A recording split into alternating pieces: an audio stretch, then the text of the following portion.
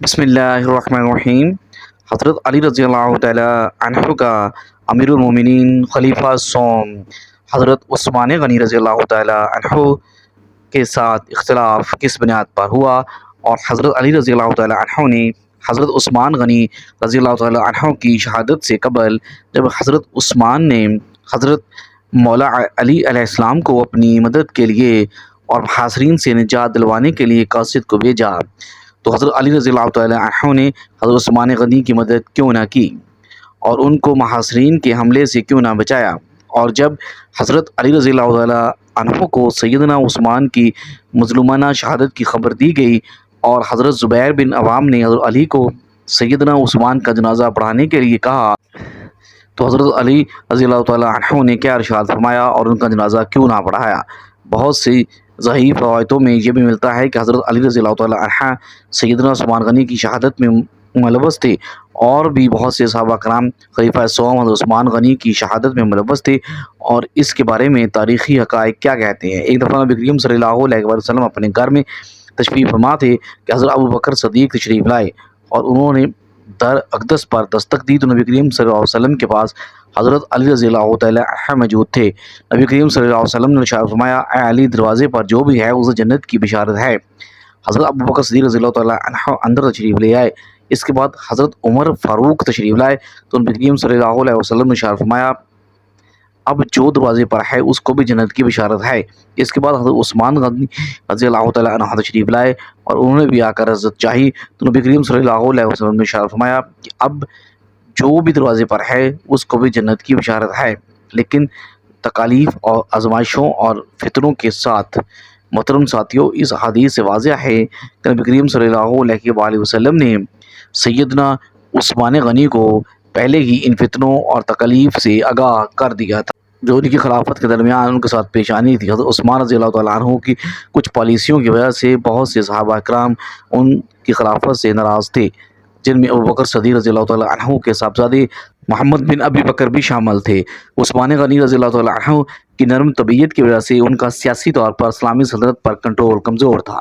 اس کے علاوہ ان سے کچھ اجتماعی غلطیاں بھی ہوئیں جن کی وجہ سے حالات اس قدر خراب ہو گئے کہ بعد ان کی شہادت تک جا نبی کریم صلی اللہ علیہ وسلم نے ارشاد فرمایا تھا کہ میری امت اور فطروں کے درمیان دروازہ عمر ہے، یعنی حضرت عمر کی شہادت کے فوراً بعد میری امت فتنوں اور آزمائشوں میں گر جائے گی، اور وہی ہوا۔ حضرت عمر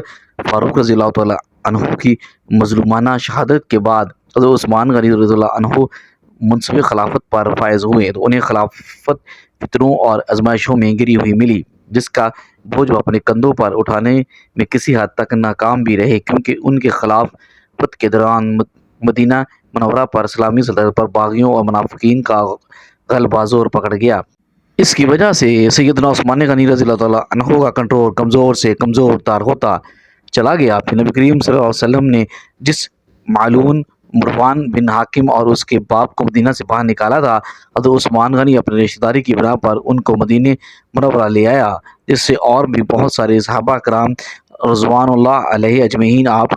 رضی اللہ تعالیٰ عنہ کے خلاف ہو گئے۔ حضرت نبی کریم صلی اللہ علیہ وسلم نے ان دونوں باپ بیٹوں کو مدینے سے باہر نکال دیا تھا۔ سیدنا عثمان غنی رضی اللہ عنہ نے ان کو واپس مدینہ منورہ بلایا۔ یہی وجہ تھی ابو بکر صدیق رضی اللہ تعالیٰ عنہ کے بیٹے محمد بن ابی بکر نے شہادت عثمان سے کچھ لمحات قبل سیدنا عثمان کے گھر میں گھس کر ان کی داڑھی کو پکڑ کر ان کو کھینچا اور کہا کہ آپ نبی کریم صلی اللہ علیہ وسلم کی سنت کو تبدیل کیا، اور یہ کہتے ہوئے وہاں سے باہر نکل گئے۔ سیدنا عثمان غنی رضی اللہ تعالیٰ عنہ سے کچھ ایسی اجتماعی خطائیں ضرور ہوئیں جس سے صحابہ کرام علیہ اجمعین ان کے خلاف ہوئے، اور جب ان کے گھر کا محاصرہ کر لیا گیا تو ان کے ساتھ بہت سے صحابہ کرام علیہ اجمعین کے گھروں کا بھی محاصرہ کیا گیا، اور ان صحابہ کرام کو گھروں میں نظر بند کر دیا گیا، جس میں حضرت علی رضی اللہ تعالیٰ عنہ بھی شامل تھے۔ اور یہی وجہ ہے کہ جب حضرت عثمان غنی نے اپنے گھر کا محاصرہ ہونے کے بعد مولا علی علیہ السلام کو اپنی مدد کے لیے قاصد بھیجا کر بلایا، تو مولا علی علیہ السلام چاہتے ہوئے بھی ان محاصرین کے محاصرے سے نکل کر سیدنا عثمان غنی کی مدد کے لیے نہ جا سکے۔ البتہ آپ نے اپنے صاحبزادے امام حسن علیہ السلام کو سید عثمان غنی کے گھر کے دروازے پر محافظ کے طور پر مقرر کیا، جو کہ سیدنا عثمان کے گھر کی حفاظت کرتے ہوئے شدید زخمی بھی ہوئے، جس سے صاف ظاہر ہوتا ہے کہ حضرت عنہ سیدنا عثمان غنی سے بغض اور انا اور دشمنی نہیں رکھتے تھے، اور نہ ہی آپ حضرت عثمان غنی کی شہادت میں ملوث تھے۔ اگر ایسا ہوتا تو حضرت علی بن کبھی بھی اپنے صاحبزادے امام حسن علیہ السلام کو سیدنا عثمان غنی کے دروازے پر محافظ مقرر نہ فرماتے۔ محترم ساتھیوں، حضرت علی اور حضرت عثمان غنی دونوں نبی کریم صلی اللہ علیہ وآلہ وسلم کے داماد تھے، اور حضرت عثمان کے نکاح میں تو نبی کریم صلی اللہ علیہ وآلہ وسلم کی یکے بعد دیگر دو صاحبزادیاں بھی آئیں، جس کی وجہ سے ان کو دو نوروں والا کہا جاتا ہے۔ سیدنا عثمان غنی مولانا علیہ السلام سے پہلے ہی آپ صلی اللہ علیہ وسلم کی دامادی کا شرف پا چکے تھے۔ نبی کریم صلی اللہ علیہ وسلم کو اپنی سب سے چھوٹی صاحبزادی سیدنا فاطمہ الزہرا رضی اللہ تعالیٰ عنہا کے لیے مبارک رشتے کی تلاش تھی۔ سیدنا ابوبکر اور حضرت عمر رضی اللہ تعالیٰ عنہ سمجھتے تھے کہ پیغمبر کی دامادی کے لیے حضرت علی سے بہتر کوئی رشتہ نہیں، لہٰذا انہوں نے حضرت علی رضی اللہ تعالیٰ عنہ کو حضور کریم صلی اللہ علیہ وسلم سے رشتے کے متعلق بات کرنے پر آمادہ کیا۔ جب یہ رشتہ طے پا گیا تو واضح بات تھی کہ شادی کے لیے اخراجات کی ضرورت تھی، لیکن حضرت علی رضی اللہ تعالیٰ عنہ کی مالی قدر اس قدر کمزور تھی کہ حق مہر ادا کرنے کی فرصت نہ تھی۔ نبی کریم صلی اللہ علیہ وسلم نے مولانا علیہ السلام سے دریافت فرمایا کہ تمہارے پاس مہر دینے کے لیے کچھ ہے؟ تو حضرت علی نے رضی اللہ تعالیٰ عنہ نے فرمایا، عرض کی یا رسول اللہ، میرے پاس کچھ نہیں ہے، بس ایک ذرہ ہے۔ تو نبی کریم صلی اللہ علیہ وسلم نے فرمایا، ارشاد فرمایا کہ ذرہ کو بازار میں بیچ کر آؤ۔ حضرت علی رضی اللہ تعالیٰ عنہ مہر کی ادائیگی کے لیے جب اپنی ذرہ بیچنے نکلے تو حضرت عثمان غنی نے اپنے ہم زلف حضرت علی سے 400 درہم میں وہ خرید لی، اور حضرت علی رضی اللہ تعالیٰ عنہ جب ذرہ فروخت کر کے جانے لگے تو سید عثمان رضی اللہ تعالیٰ عنہ نے وہ ذرہ بھی حضرت علی علیہ السلام کو ہدیۃً واپس دے دی۔ اب سوال یہ پیدا ہوتا ہے کہ حضرت علی عثمان غنی نے پہلے ہی حضرت علی رضی اللہ تعالیٰ عنہ کو 400 درہم ہدیۃً کیوں نہ دیے؟ پہلے ذرا خریدا پھر ہدیہ کر دی۔ اس کی وجہ یہ تھی کہ حضرت عثمان سیدنا فاطمہ کی عظمت کو برقرار رکھتے ہوئے چاہتے تھے کہ مہر فاطمہ حضرت علی رضی اللہ تعالیٰ عنہ کے اپنے مال سے ادا ہو، اس لیے پہلے ذرا خریدا۔ اب یہ مال حضرت علی کا اپنا تھا، کسی کا احسان نہیں تھا۔ بعد میں استحسان ذرا بھی واپس کر دی۔ جس علی سے روایت ہے کہ حضرت عثمان نے ذرا مجھے ہدیے میں دی تھی۔ میں مال اور زرخ لے کر نبی کریم صلی اللہ علیہ وسلم کے پاس آیا، اور عثمان غنی نے جو کچھ کیا میں نے آپ صلی اللہ علیہ وسلم کو بتایا۔ آپ نے عثمان کے لیے دعائے خیر فرمائی۔ حضرت عثمان غنی نے حضرت علی اٹھنی بطور سواری کی ہدیہ بھی دی۔ حضرت انس سے روایت ہے کہ نبی کریم صلی اللہ علیہ وسلم کے پاس حضرت علی آئے، اور آپ رضی اللہ تعالیٰ عنہ کے پاس ایک اٹھنی بھی تھی۔ تو نبی کریم صلی اللہ علیہ وسلم نے پوچھا، یہ اٹھنی کہاں سے آئی؟ تو حضرت علی نے عرض کی کہ یہ مجھے حضرت عثمان غنی نے سواری دی ہے۔ تو حضرت عثمان غنی رضی اللہ تعالیٰ عنہ ہر اچھے موقع پر اپنے ہم زلف بھائی حضرت علی علیہ السلام کو یاد رکھتے تھے۔ دور عثمانی میں ولی وظائف نے چکور اور کچھ اور شکار کردہ پرندے سے امیر المومنین حضرت عثمان غنی کی پرتکلف دعوت کی، تو آپ کو یہ پرتکلف دعوت دے کر حضرت علی یاد آ گئے، اور آپ نے حضرت علی علیہ السلام کو بلانے کے لیے آدمی بھیجا۔ تو حضرت علی نے ان سے فرمایا کہ میں احرام کی حالت میں ہوں، لہٰذا یہ شکار ان لوگوں کو کھلا دیں جو محرم نہیں، اس لیے کہ محرم کے لیے شکار کا گوشت کھانے کی اجازت نہیں ہے۔ اس واقعے سے پتہ چلتا ہے کہ حضرت عثمان غنی رضی اللہ تعالیٰ عنہ کو حضرت علی علیہ السلام سے کس قدر انس اور محبت تھی۔ جرنیل اسلام حضرت عبداللہ بن عامر رضی اللہ تعالیٰ عنہ کسی علاقے سے فاتح ہو کر مدینہ منورہ آئے، تو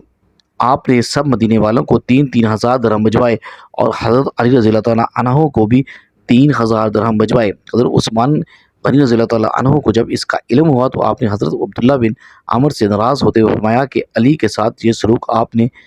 پھر حضرت علی علیہ السلام کو 20,000 درہم اور کچھ دیگر تحائف بھیجے، جن کو حضرت علی رضی اللہ عنہ نے قبول فرما لیا، اور ساتھ ہی حضرت علی سے حضرت عثمان نے معذرت بھی کی۔ بعض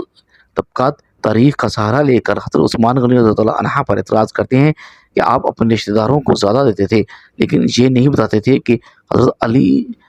کرم اللہ وجہ الکریم کو بھی ہم زلف ہونے کے ناطے زیادہ حصہ دیتے رہتے تھے۔ اسی طرح حضرت علی رضی اللہ تعالیٰ عنہ کی اولاد سے بھی آپ کا معاملہ احسان اور کرم والا ہوتا تھا۔ ابن کثیر رحمۃ اللہ علیہ لکھتے ہیں کہ حضرت عثمان غنی رضی اللہ تعالیٰ عنہ حضرت حسن و حسین رضی اللہ عنہ اجمعین سے بہت اعزاز و کرام والا معاملہ کیا کرتے تھے، اور ان سے بہت محبت کرتے تھے۔ یہ اعزاز و اکرام محض بھتیجے ہونے کے ناطے نہیں، بلکہ اس اونچی نسبت اور شان کی وجہ سے تھا جو حسنین کریمین رضی اللہ تعالیٰ عنہ اجمعین کو نبی کریم صلی اللہ علیہ وسلم سے تھی، کیونکہ عام طور پر چھوٹے بڑوں کے ساتھ اعزاز و اکرام والا معاملہ طے کرتے تھے، بڑے چھوٹوں کے ساتھ نہیں۔ اسی طرح آپ رضی اللہ تعالیٰ عنہ اپنی عہد و سعادت میں ہاشمیوں کی خاندانی نسبت کا خاص خیال رکھتے تھے اور انہیں بھی بعض اوقات میں طائف دیتے جاتے تھے۔ حضرت سیدنا عثمان غنی رضی اللہ تعالیٰ عنہ کو شہید کر دیا گیا تو اس وقت اس قتل کی چشمدید گواہ سیدنا عثمان غنی کی اہلیہ نائلہ تھی، جن سے قاتلین کے نام کے بارے میں دریافت کیا گیا تو انہوں نے صرف محمد بن ابی بکر رضی اللہ تعالیٰ عنہ کے نام کی تصدیق کی کہ وہ شہادت سے کچھ لمحات قبل سیدنا عثمان غنی کے پاس موجود تھے، لیکن شہید کرنے والے افراد میں شامل نہ تھے، بلکہ شہید کرنے کوئی اور تھے جن کو وہ جانتی نہ تھی۔ جب سیدنا عثمان غنی کا جنازہ تیار ہوا تو سیدنا زبیر بن عوام رضی اللہ تعالیٰ عنہ نے حضرت علی رضی اللہ تعالیٰ عنہ کو اطلاع دی اور انہیں سیدنا عثمان غنی کا جنازہ پڑھانے کی درخواست کی، لیکن سیدنا علی رضی اللہ تعالیٰ عنہ نے سیدنا زبیر بن عوام رضی اللہ تعالیٰ عنہ سے درخواست کی کہ سیدنا عثمان غنی کا جنازہ وہ خود پڑھائیں، کیونکہ حضرت زبیر بن عوام رضی اللہ تعالیٰ عنہ سیدنا علی رضی اللہ تعالیٰ عنہ سے عمر میں بڑے تھے اور حضرت علی رضی اللہ تعالیٰ عنہ ان کی بہت عزت اور تقریر کیا کرتے تھے، کیونکہ وہ حضرت علی رضی اللہ تعالیٰ عنہ کے پھپھو زاد بھائی تھے۔ چنانچہ حضرت علی رضی اللہ تعالیٰ عنہ نے سیدنا زبیر بن عوام کو ہی جنازہ پڑھانے کی تاکید فرمائی اور خود عام مسلمانوں کے ساتھ بیچ کھڑے ہو کر سیدنا عثمان غنی رضی اللہ عنہ کا نمازہ پڑھا۔ ناظرین، اللہ تعالیٰ سے دعا ہے کہ اللہ تعالیٰ تمام مسلمانوں کو حق اور سچ پر قائم رہنے کی توفیق عطا فرمائے اور ہمارا خاتمہ ایمان پر فرمائے، آمین یا رب العالمین۔ ناظرین، یہ تھی ہماری آج کی معلوماتی ویڈیو۔ شیئر کریں، چینل کو سبسکرائب کریں، کامنٹ باکس میں اللہ تعالیٰ کے 99 ناموں میں سے ایک نام ضرور ٹائپ کیجیے گا۔ ملتے ہیں نئی ویڈیو میں، اللہ حافظ۔